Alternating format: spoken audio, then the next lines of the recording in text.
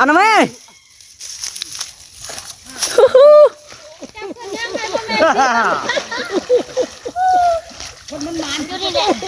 ดึกมาพี่จะปัดไหนเอ็ดไปพี่ก็มาแล้ว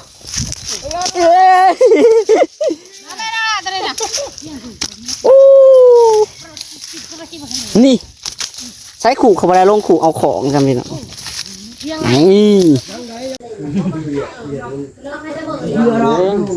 เยอะบ่อยของอ่ะแรงงอก็จะมาลักเงาเขาเอาละเนาะเอาว่าไก่หลายโอ้ไก่เขาเป็นร้อยพี่น้องไก่เนี่ยป่าแล้วคำไก่เป็นร้อยเรือน่ากินหมูเป็นร้อยเฉพาะเห็นละลายทำถ่ายอยู่นะเราเอาเลยไก่ไหนไก่เป็นร้อยแล้วยิงเอาตัวน้องกินอะไรไปกินกันไม่ใช่นะไว้อึดยังเลยน้องเพิ่นน่ะปะชีปะยังไก่เฮ็ด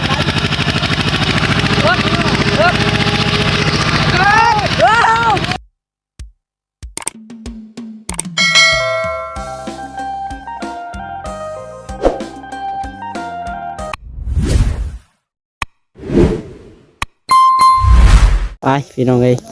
เปิดภาพบรรยากาศมาเมื่อนี้อยู่ที่นาเด้ออยู่นาผู้ช่วยสร้างพุทธพี่น้องเอ้ยจะเปิ่นชวนมาลงหนองว่าซั่นมาลงหนองคนเข้าพี่น้องเอ้ยกินปลามื้อนี้ปอดเอาหน่อยไหม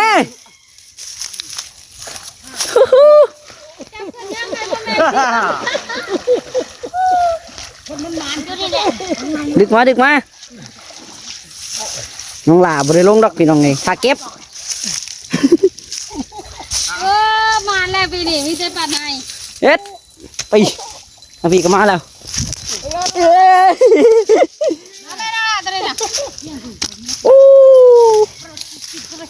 นี่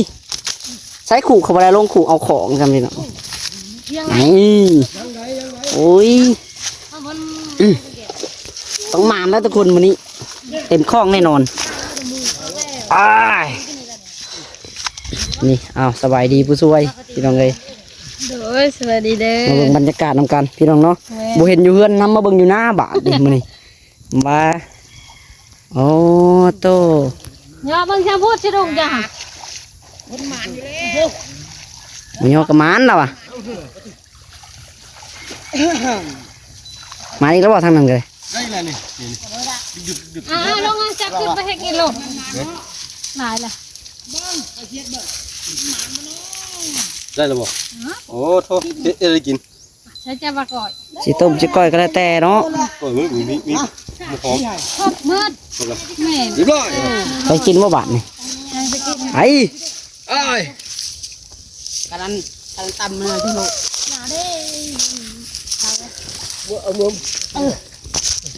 คนอยู่ไหนไอ้คนข้าวทุกคน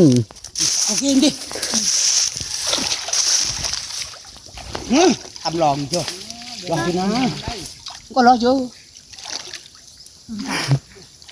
ทำลองปรองล่ะตรังกันต่างไปฉลาดเลยเฉียฉลาดเลยอะไรทั้งตัวเฮ็ดพอแล้วนี่ลงเร็วกุมเลยบัดนี้บอลใช่งามโหตามมาละกู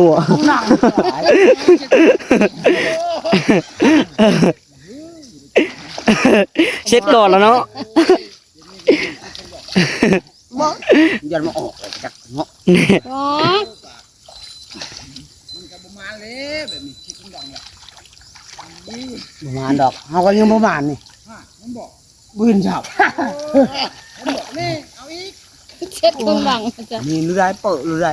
เขากินในใช้เคยมีเช็ดลงดอกมาชูบนี่คนเช็ดเนาะ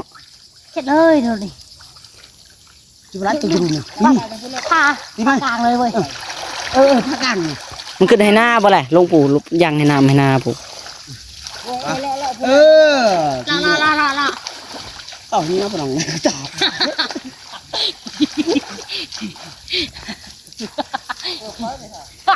ก็พอได้แม่ เอารู้แล้วจะไป เบิ่ง ขา บร ย รยากาศกันพี่น้องเลยติโต เอิญหาน้องดาบ่เห็น ใครเอิ้นแล้วเมื่อกี้เนี่ยบ่เห็น บ่เห็นในเฮือนจะเพิ่นไปใช้ไปนะ เอิ้นลาวอยู่นาก็บ่เห็น บ่ จักคะแนนที่มันอยู่นาแหละมันบ่ได้ยินรถไถ ตำโยงคือตำโยงคือบ่โยงบ่สิบ่ เฮ็ดโอ้ยบ่ถึกจักเทื่อจะรุ่งกันเนาะ ฟังได้ตำโยง ไปจักท้องผู้ช่วยปีนี้ 2ถุง 2ท้อง 2แสน เออ บ่แม่น2ถุงเด้2แสนกีบ 200,000โมมันก็หลายทงเติบแล้วเนาะ แม่น บ่แล้ว2ทง ก็กินแต่ยำ อืม นึงน้อยบ่เนาะ อืมเอ็ดโมถึงแต่ชรามจะรุ่งกันก็ได้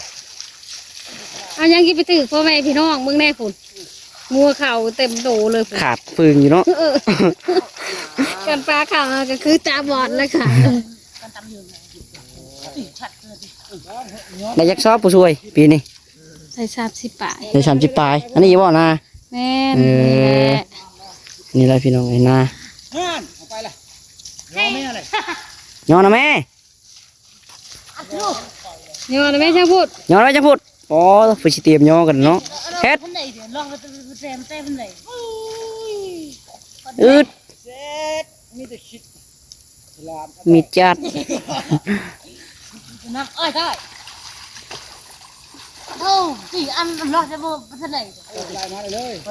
ตีเยอะตีแฮน้องคือทานข้าวช่วยหมู่บ่ แม่น น้องจอยก็ว่าไปพุ่นน่ะ น้องถวยน้องจ้อยไปน้ำหมูวัดไปซอยหมู เอาไปเลยชิดกำลังเจ็ดกำลังนะ ว่าล่ะวะ มีจัดมันเนาะเสร็จกำดองเนาะจิเพิ่น เอ้ได้ได้มันน่ะ ใช้แหงงมาอยู่บ่ใช้ไปชิลงกับปลาซิว บ่มี บ่มีแหง บ่มีแยง โอ้ย มีแต่ เอาจังพูดเฮ็ด กินเพื่อนอันนั้นโยนจะลุกฉลอง เอาแล้ว มีแต่ว่าเพิ่นว่าแต่สิได้ดอก เป็นชัวโอ้เอาไปเลยชิดกำลังชิดกำลังนี่จะดุงยังขาดเลย บนนี้ก็เห็นชิลุงขาด โอ้ได้ชิลุงยังขาดเหรอมันขาดแต่โดนหนู ลูกค้าตลอดแล้ว ข้าวตัวนั้นเลยต่อไล่ได้ไหมไล่ ไปหลบ อะไรก็อย่าน่ะ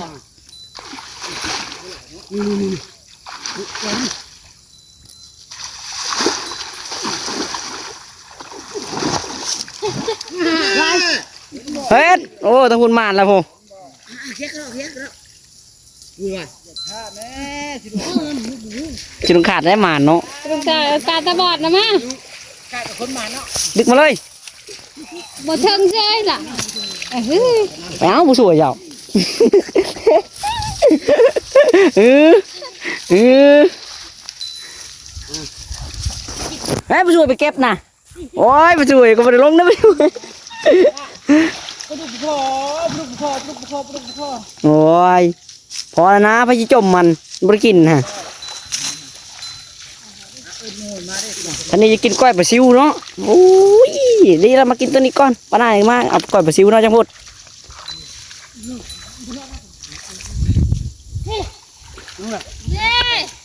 อู้ผู้ช่วยกับหมานคือกันเนาะบ้าประมาณยังไงเนาะค่อยใช้ลงเนาะโอ้ ก็เป็นตะกล้องเด้ฉันตะกล้องมาอยากลง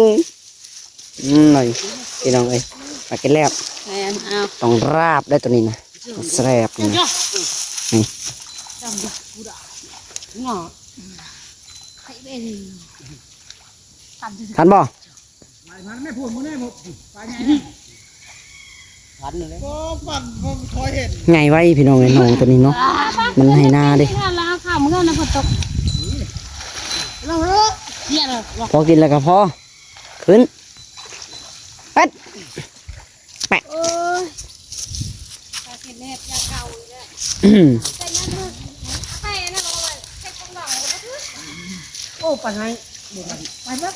อันนั้นมันจะกางดูทันสิ อายุให้ดูตีนเฉ่งตีนปีด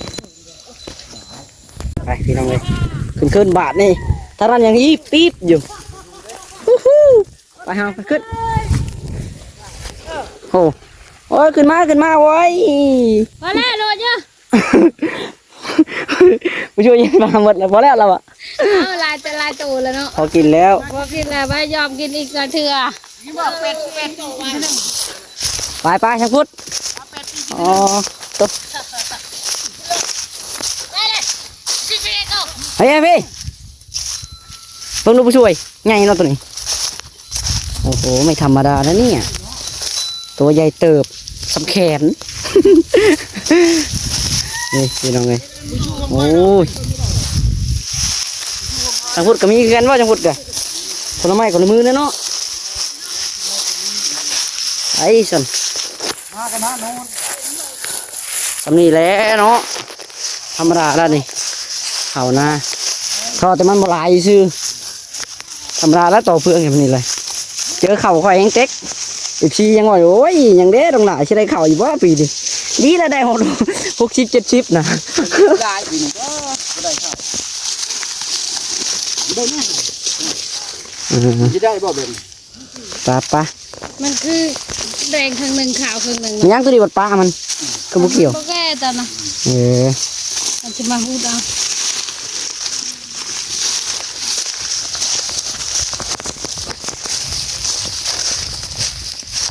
โอ้พี่น้องเอ้ยนี่คือเตาถ่านช่างฟุดเพิ่นพี่น้องเอ้ยเตาถ่านเพิ่นเนาะโตไปเดี๋ยวไปเบิ่งทางเถียงมันก่อนโตพากันมาเห็ดกินข้าวพี่น้องเอ้ย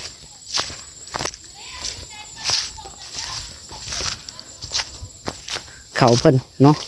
น้องหลักก็ขับรถน้องจ้อยมานำพี่น้องเอ้ยพ่อก็มาแม่ก็มามื้อนี้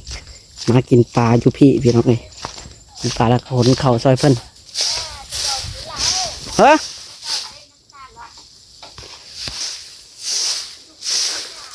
นี่ภาพบรรยากาศพี่น้องเอ้ยเตรียมพร้อมได้มื้อนี้ได้จังพูดเด้ยเอาติบเข่าพร้อมได้มื้อนี้ฮะ ติบน้อยได้มื้อนี้โตชื่อตัวเพิ่นเฮ็ดจะได้กินนะก้อยบ่พ่อไอ้จังใด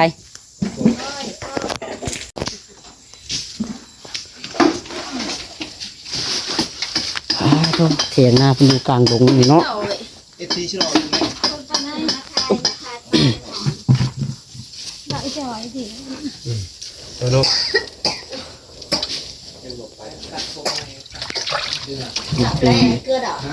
้ายเนาะ แต่เราเจอจ้าเจ้ากับ ว่าจะได้ว่าจะได้ เราคือจ้ะ ว่ารอด เรา กินบุ้มดดอก อันไหนที่เขา แก่จะตัวเนื้อเต้ยนั่นจ้ะ โต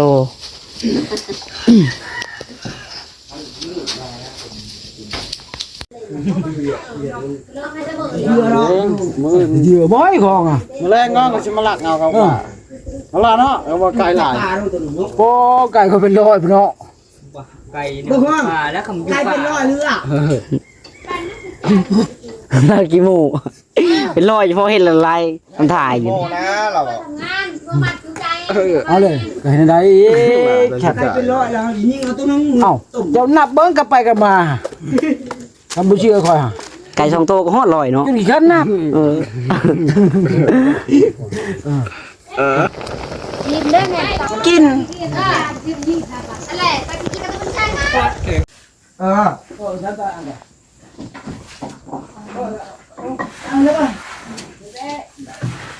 แม่ทำไมมากกว่าละวงอ่ะ เด็กนั่นแหละ เรื่องโหดไหม ต่อไปนอนกับมัน หลายคนบริภาคเนาะบุคคลนี้ ปลาเรา โอ้ยก็อึดยังเลยน้องเพิ่นน่ะปะชีปะยังกับชิลาอยู่เนาะกันปลาใหญ่เลยโอ้ปลาใหญ่แล้วมาไหม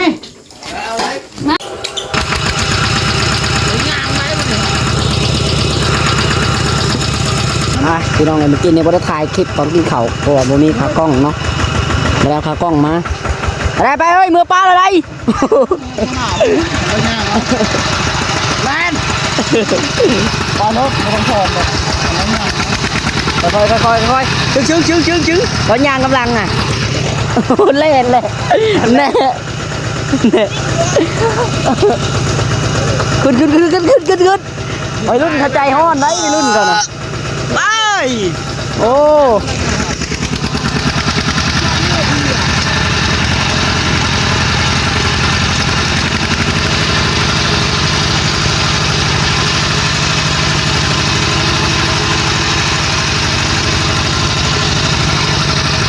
พี่น้องเอ้ยเดี๋ยวมื้อบาทนี่เขาอิ่มเลยพี่น้องเอ้ยบอเย็นไหม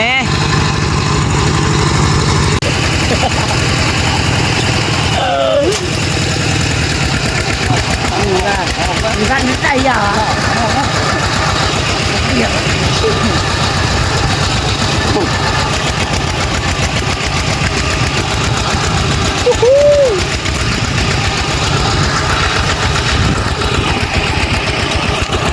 ไป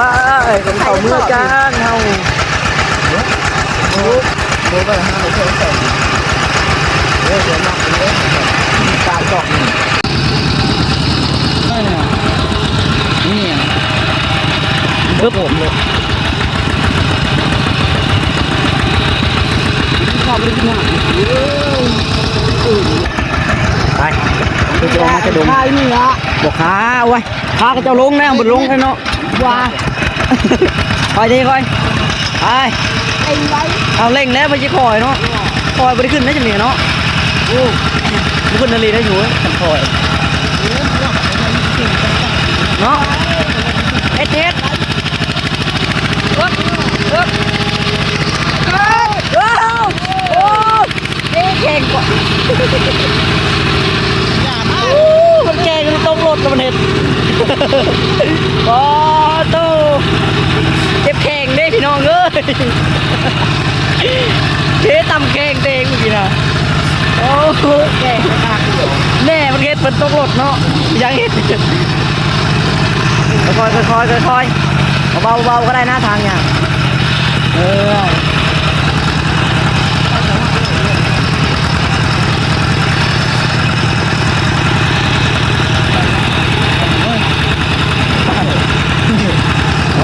ค่อย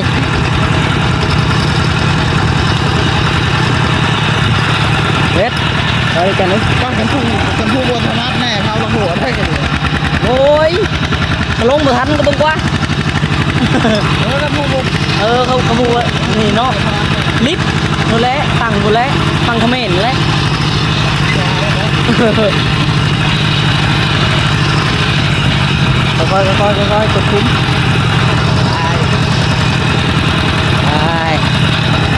ไป เพิ่มข้าวว่าได้แพงก็อยู่ไม่ทำนะ ให้มันเข้าได้เข้าตกเลย ไม่งานเลย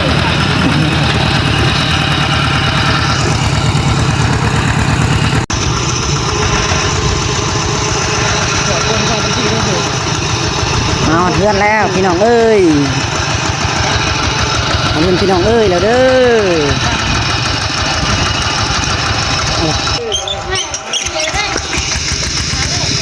อตกพี่น้องมอเพื่อนละบาทจะได้ผู้ช่วยงกเบิดบ่ก็บ่ได้เห็ดเฮือนเห็ดซาน โมแมนเมิด ฮะ นี่ครบมาแล้ว แต่ว่าประธานได้เฮ็ด บ่มีเวลาบ่ ตอนแมน เออ แล้วก็แล้วข้าวแล้วก็สิเฮ็ดแล้วบัด เอาฮอดเข่าเฮือนจุดดีบัดนี้เนาะโทษพี่น้องเอ้ย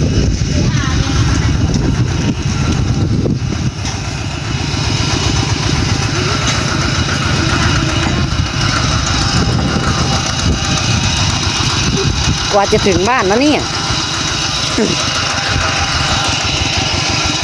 พอเ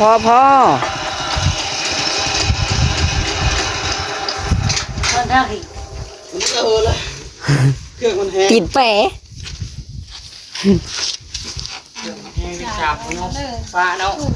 แต่ฟ้าไปผูกท่านผูกมาวันนี้ไปดักนี่เลขสอง มา